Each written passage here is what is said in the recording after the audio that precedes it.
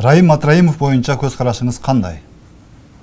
Эми Райым укам жөнүндө айта турган болсом, Райым укам дейм, себеби деген ал менен кичине Райым менен мен жолукпаганыма, көрүшпөгөнүмө мына жакында бир айдын тегерегинде 1 жыл болсо керек. Мен ал киши менен көрүшпөймүн, жолукпаймын.